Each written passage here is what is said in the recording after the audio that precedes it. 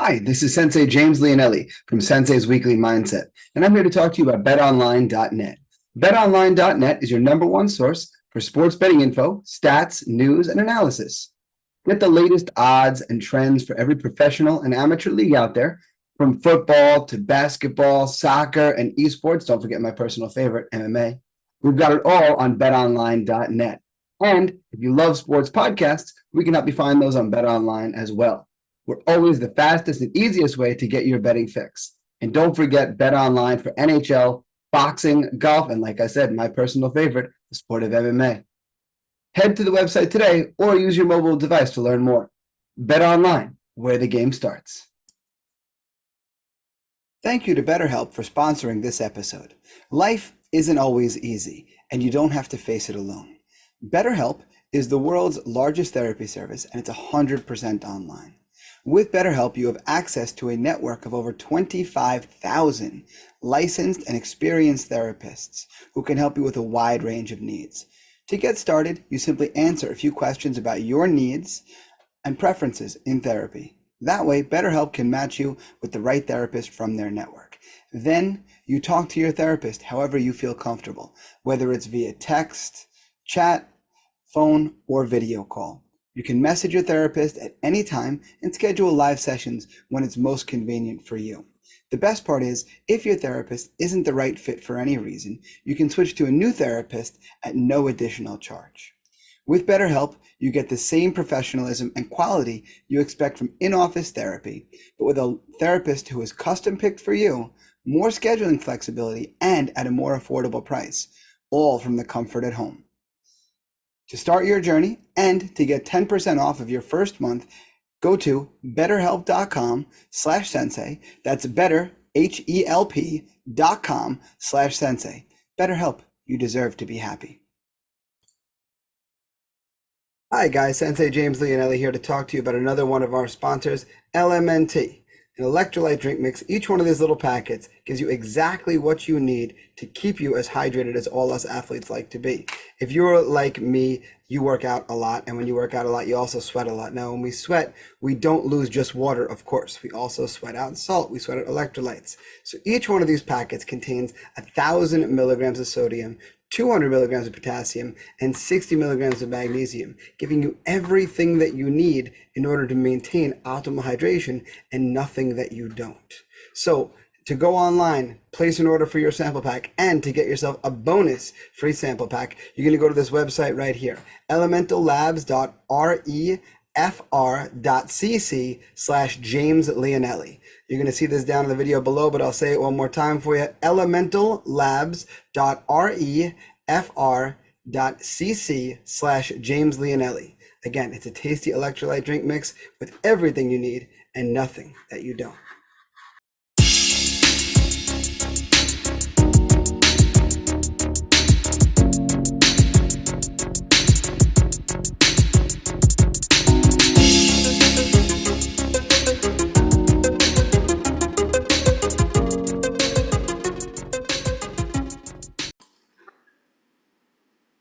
Hello and welcome to this week's episode of Sensei's Weekly Mindset. I'm Sensei James Leonelli, owner and head instructor of Tiger Shulman's here in Smithtown.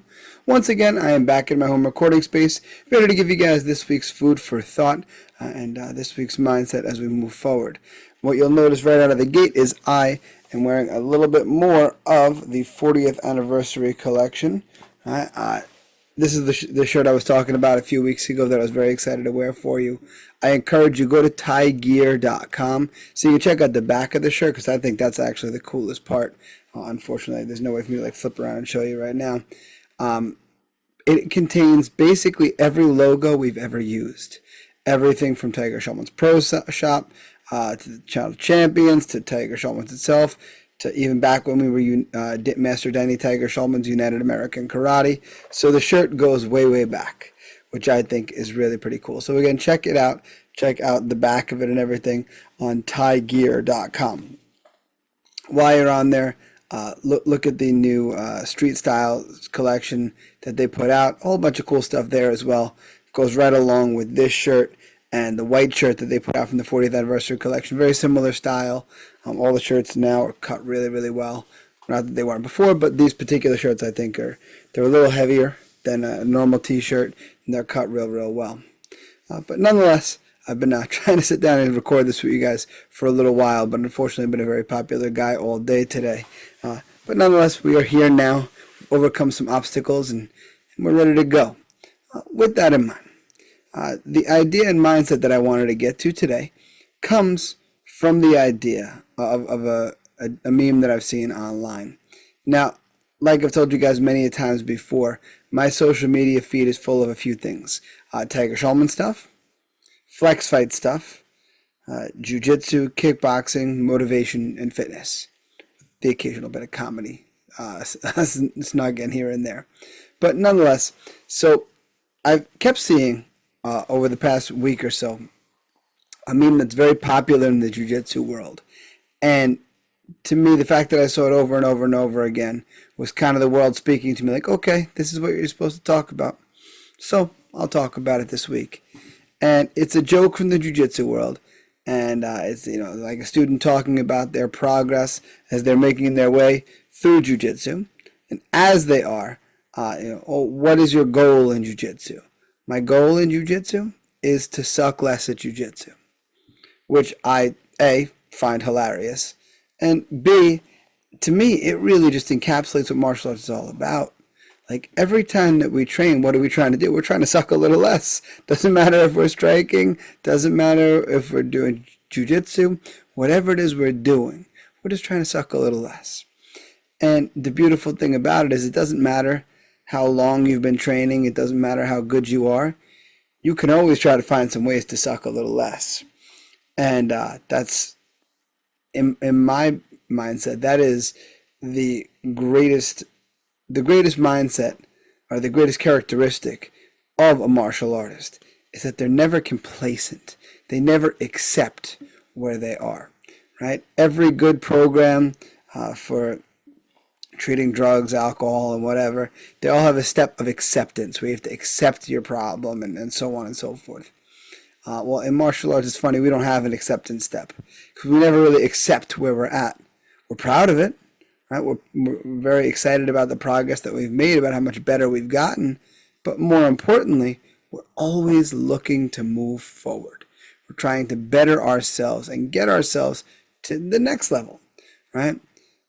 There's in the world, right? Acceptance is a good thing, right? The community or school being accepting is good. But when it comes to progress, acceptance is not something that we're about in martial arts. When it comes to progress, we're always looking for bigger and better. We're always looking for the next step, as we should, right? I mean, it doesn't matter who you are. It doesn't matter your rank, your level, your skill level, whatever. You should always be looking to get better, right? I see undefeated pro fighters. They're training all the time, right? They're not training so that they can stay exactly the same. They're training so that they can get better and that they can keep their O, so to speak. If you're a beginner or intermediate level, of course you should be striving for the same, right? Not just accepting where you are, right? It's funny, sometimes we see this in the sport of like mixed martial arts or even in the sport of jiu-jitsu. You'll see one fighter kind of wilting under the pressure, so to speak, where there's a big pin in the neck, like, oh man, this guy's really got great top pressure, or whatever the case may be. And you'll see a person, they'll start to accept what's happening. They'll start to accept defeat. And you'll see it because they kind of stop fighting back, right? They, instead of finding ways to fight back, they find ways to get themselves a way out, right? Like in the jiu-jitsu world, you'll see the person resisting, and then not resisting anymore. In the MMA world, one of the big ways that people find a way out in the MMA world is by turning their back. Because they know that if they turn their back to their opponent, either their opponent's going to continue to throw strikes until the referee pulls them off, or they're going to put in a choke, which the fighter usually accepts. And there they are, right? So there we can see parts of acceptance in martial arts that are no good, right? And the same thing holds true for our progress, right? If you took anybody who was training in martial arts and who who was still actively training and really had the mindset of someone who's trying, who's really a real martial artist in my estimation, someone who's really training and always thinking the right way. If you offered them, the idea that, listen, how good you are today, that's how good you're always going to be. We'll lock that in for forever. For some price, I don't think there's a price they would take. Right? I know I, for one, I can't think of a price I would take. But it's funny that there are older people, I think, that might look at me the opposite way and be like, oh, well, if I never have to get any worse than this, then maybe I won't. And okay, if you're declining age, it's funny because I had a student years ago who was 84 years old, and he was one of our black belts from our Danbury, Connecticut school. Way back in his 60s, he got that. And he was listening to me talk to the class about we're always trying to get one more, we're always trying to progress, always do a little better. And he goes, I think a little differently in my 80s. He goes, if I only do a little worse, I'm doing pretty good. Okay. If you're in your 80s, I will give you that mindset, 100%. Go ahead, take that one. Right? Victory for the 80-year-olds. But everybody else, we're thinking the other way. We're always thinking about leveling up just a little bit. And that goes back to another idea that in my opinion, just kind of goes hand in hand with this. If we're not accepting how good we are today, and instead we're working to progress past it, then we must also answer the question of how much improvement we are looking for when we train.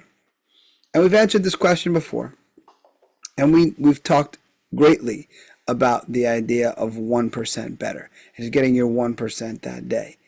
And I think that's a very, very strong mindset. And I think it's a very good amount of progress. Because, like interest, progress is compounding, especially when we're thinking about 1% better, right? Just like we can think about how the size of 1% goes up as the amount goes up, right? So let's make simpler numbers just to make life easier, right? If, for example, your skill level rated 1 to 10 is rated 1 to 10, your skill is at a 10, okay? Well, 10% of that is 1, right? But now if your skill jumps to 20, now 10% is 2, right? Your 1% got bigger. The physical size of the 1% is bigger than it was before. Still 1%, but the physical size is bigger. And if you can extrapolate this out like forever, right? We think about 10% of 100 is 1,000. I would take about 10% of 1,000 is 100. Right? We can do this math forever. But my key point is that because we're only thinking about getting like that 1% better, that 1% gets progressively bigger, right? Not the percentage, just the sheer size gets bigger and bigger and bigger as time goes along. Which is why that 1%, that continual improvement mindset is such a big and important thing. It's something, in my opinion, that martial arts should really breed in us, right? It's funny, like I think about every class that I take, and I think about all the training that I do, and it's funny. I think back about like I'm one who will look at my training throughout the week and be like, did this get better? Did I do this better? Like so on and so on and so on. One thing I've noticed, like when I analyze my skills, I'll look at like, okay, where am I having a problem? Where am I getting stuck? And like in jiu-jitsu, for example, I'm getting stuck in this position. And I'm realizing, if I'm getting stuck in that position, that's because I'm not getting the live round. And this is just me thinking, me extrapolating it out, right? That's because I'm not getting the live repetitions of the escapes for that position. Not like I haven't drilled them many, many times, but more importantly, I'm not letting somebody who's really resisting me get to that position, but it's somebody that I'm better than enough where I can still defend. So I realized, okay, how do I solve that problem then? Well, then I have to let people who may not be as skilled as me, but are still physically strong human beings. I need to let them get to that position. Because once they get to that position, now I'm forced to be on defense. I'm forced to do my stuff. And then I'm getting live reps in. Which is, again, a great thing, because those live reps are going to give me the space and the resistance and everything else that I need in order to level up that skill. Right?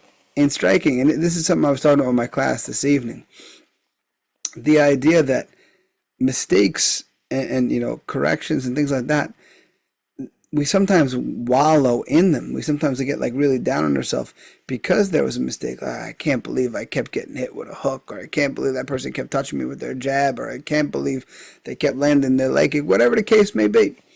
Right?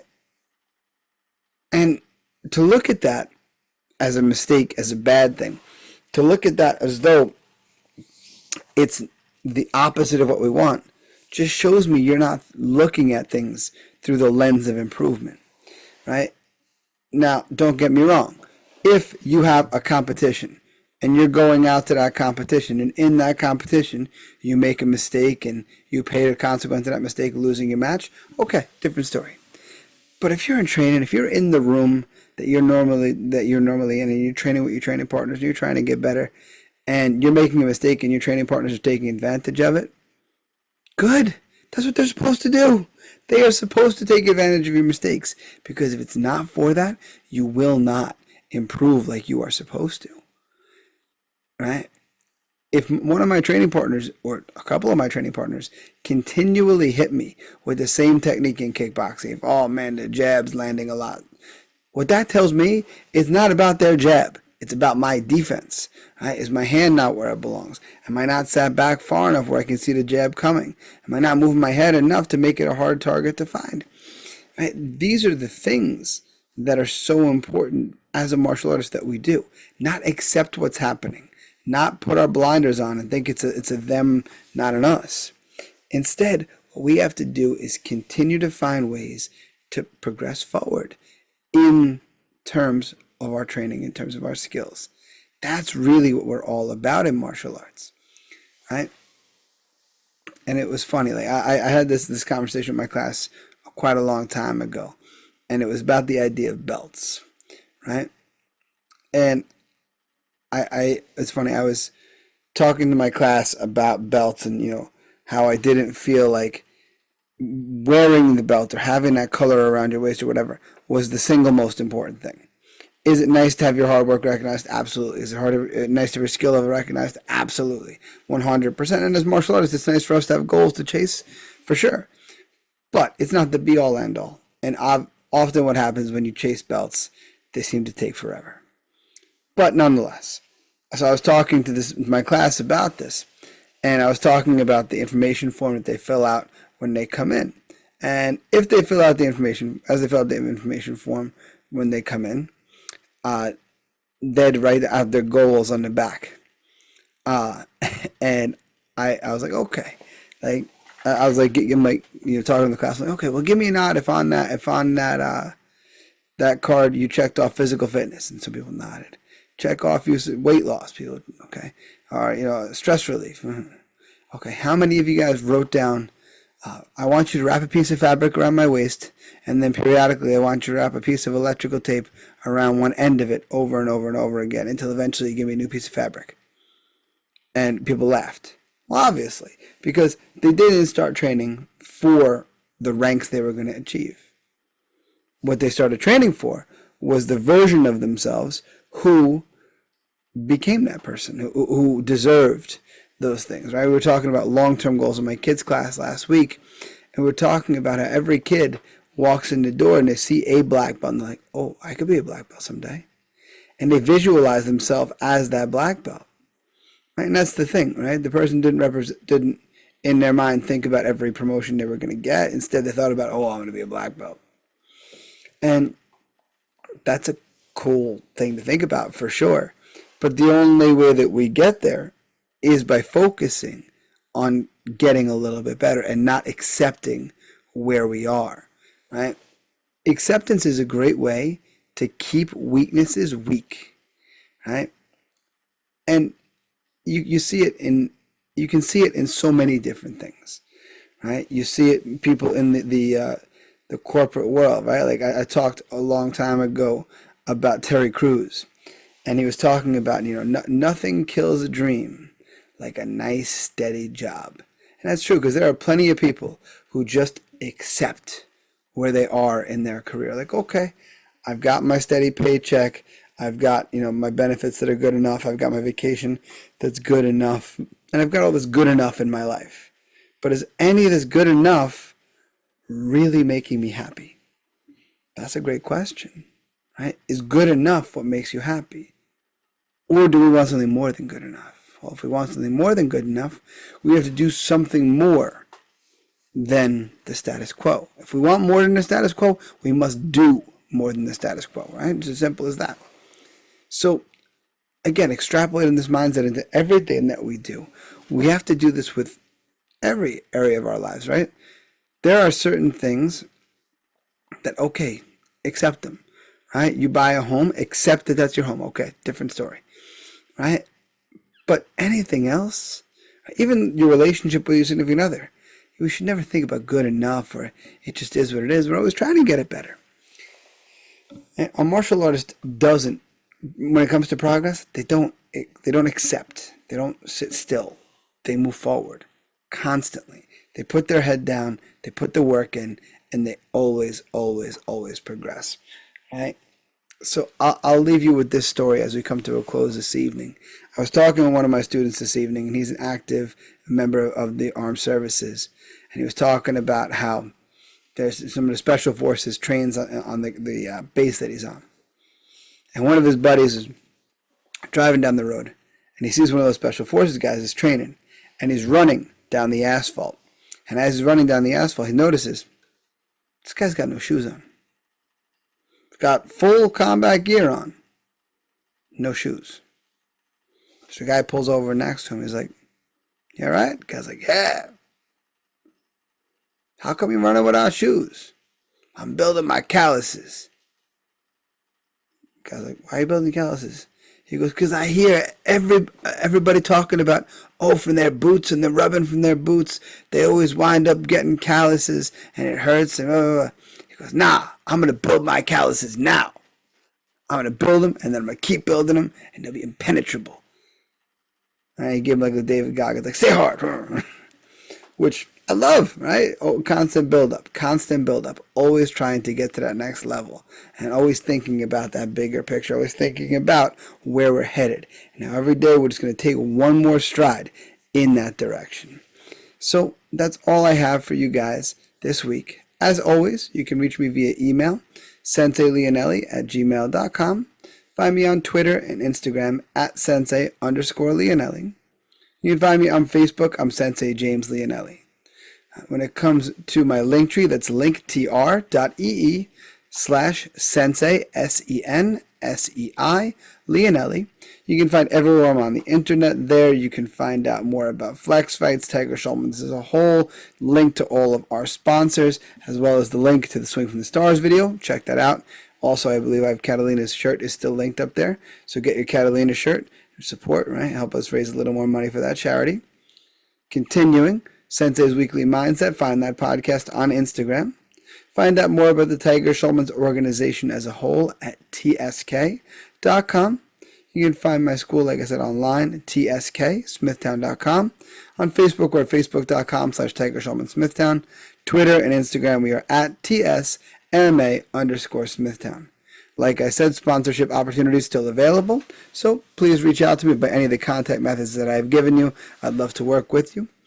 Other than that, make sure that you guys leave a rate and review. Just helps. Make sure you guys subscribe. Get your new episodes every Wednesday. But even more importantly, guys, the single most important thing you can do for me, please share the podcast. It's the only form of advertising that I have. So I greatly appreciate it when I see you guys share it in your social media feeds and on your story and so forth. I very, very much appreciate it. So thank you very much. Other than that, my friends, until next time, invest in yourselves. I'll see you guys on the mat.